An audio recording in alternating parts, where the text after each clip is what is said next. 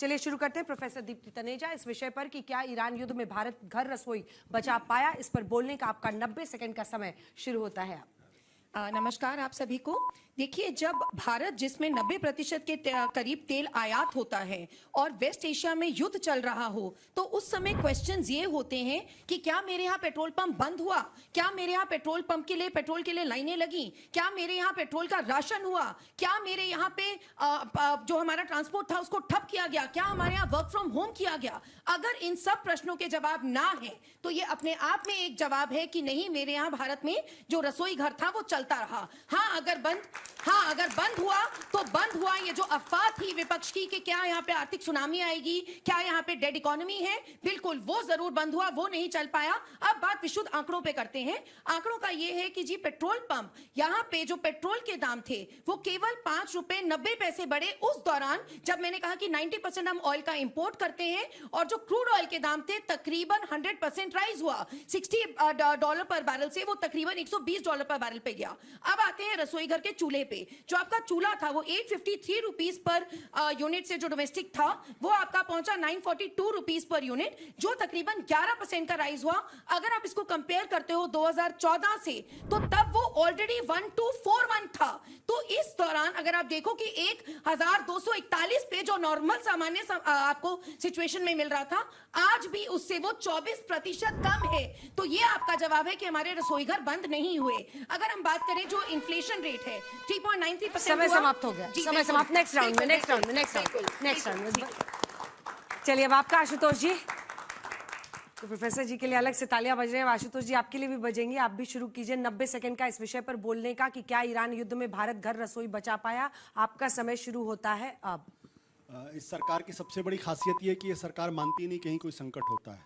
तो इसलिए हमारे यहाँ एलपीजी का कोई संकट नहीं था, क्योंकि जो इतने बड़े पैमाने पर लोग शहरों को छोड़कर अपने अपने घरों में चले गए, लाखों की संख्या में गए, वो एक रिकॉर्ड है। अगर उस वक्त अगर आप अखबार खाली निकाल के देख लेंगे तो रोज आपको पता चलेगा किस तरीके से पैनिक बाइंग हो रही थी, किस तरीके से ब्लैक मार्केटिंग हो रही थी, किस तरीके से 4000 5000 में सिलेंडर्स मिल रहे थे, लेकिन कोई संकट नहीं था।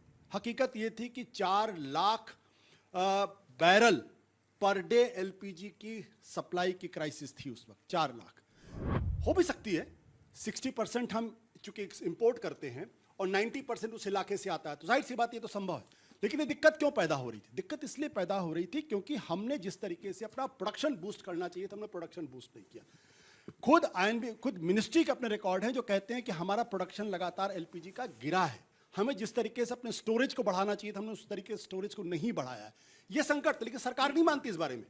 सरकार कहती है सब कुछ चंगा है, बहुत अच्छा है, बहुत अच्छी बात, मुझे उसमें कोई दिक्कत नहीं। पेट्रोल डीजल के बारे में बात कर लेते हैं। आज भी हिंदुस्तान का आदमी 105, 106, 110 रुपए के हिसाब से आप पेट्रोल खरीद रहे हैं। क्यों खरीद रहे हैं?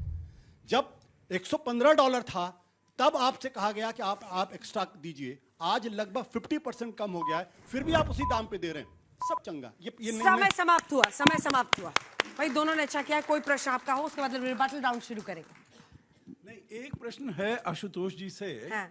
इंडिया का जो अपना बास्केट प्राइस है $156 हो गया था, आपको याद होगा 23 मार्च को $156 हो गया। तो तब उस समय तो 100 रुपए से लेकर 200 रुपए तक नहीं इंक्रीज हुआ। तो अब आप कहते हैं और 200 रुपए नहीं, उससे भी ज्यादा होना चाहिए क्योंकि दाम इतने ज्यादा बढ़ गए थे।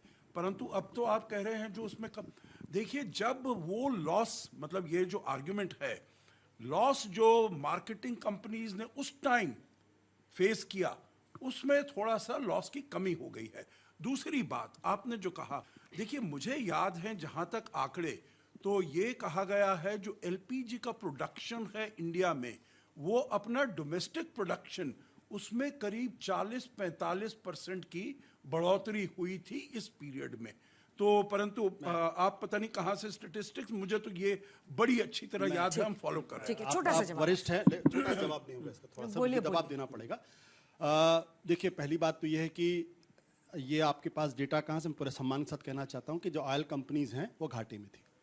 2023-24 ऑयल कंपनीज 1,30,000 करोड़ के फायदे में थी। 2024-25 ऑयल कंपनी, सारी ऑयल कंपनीज ये 80,000 करोड़ के प्रॉफिट में थी। और 2025-26 जिसमें आपका मार्च 26 भी आता है, उसमें 1,17,000 करोड़ के प्रॉफिट फॉर ऑयल कंपनीज थी। और अप्रैल से लेके जून तक का जो वक्त है, मैं सिर्फ आपको इंडियन ऑयल का डेटा दे रहा हूं, 5,633 करोड़ के प्रॉफिट में थी जब संकट था। अप्रैल से जून 3 क्वार्टर में 5,663 करोड़ का प्रॉफिट इंडियन ऑयल का अकेले था सिर्फ। तो ये कहना कि हमारी ऑयल कंपनीज घाटे में चल रही थी, ये तथ्यों से परे है। और मैं नहीं कहूंगा कि भारत सरकार ने इस बारे में झूठ बोला है। चलिए ठीक और ये फैक्ट एक काउंटर आर्गुमेंट जल्दी मैं मेरे कम से कम ये बात मेरे गले नहीं उतरती है कि हम एक जेनोसाइडल स्टेट को सपोर्ट करें और उस नेता को सपोर्ट करें जो इंटरनेशनल कोर्ट ऑफ जस्टिस के द्वारा और जिसके खिलाफ वारंट है और वो वॉर क्रिमिनल है। और हम इस बात को जस्टिफाई करें कि अगर कोई अमेरिका या कोई देश किसी दूसरे देश पर अगर हमला करता है, हम उसको सही ठहराने की कोशिश करें। तो मुझे लगता है ये भारत की जो विदेश नीति है उसकी नैतिकता के खिलाफ। ठीक है जी आशुतोष जी, मैं आपके इस लास्ट पॉइंट से शुरू करूंगी, हालांकि मेरे को आपके डेटा पे भी करना है। मतलब इंटरनेशनल क्राइम वॉर जस्टिस की आप बात कर रहे हो, सर ने बड़ा बखूबी समझा दिया है ये कैसे होते हैं। सर ने बोला कि मेमोरेंडम ऑफ अंडरस्टैंडिंग नहीं, मेमोरेंडम ऑफ मिसअंडरस्टैंडिंग होता है, कैसे वो इंटरनेशनल क्राइम ऑफ जस्टिस में होता है। इसके ऊपर कम से कम आप अमेरिका का तो साथ ना दें सर, ये बहुत एक विडंबना भरा आपका सवाल है। बाकी जो बात सर ने करी, आपने ऑयल इंपोर्ट्स, ऑयल कंपनीज की बात करी, आपने डेटा के ऊपर सवाल उठाया। सर ये डेटा कल का है कि 47,781 करोड़ का ऑलमोस्ट नुकसान झेल रही हैं ऑयल की companies.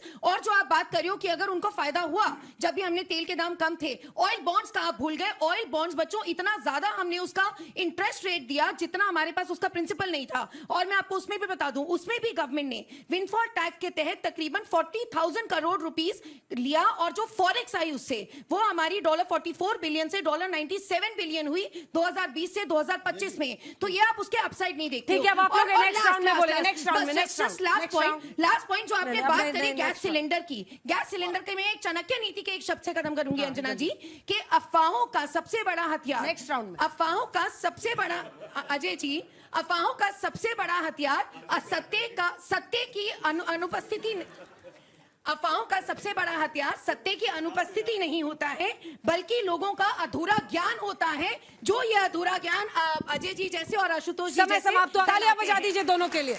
Next round promise, next round promise.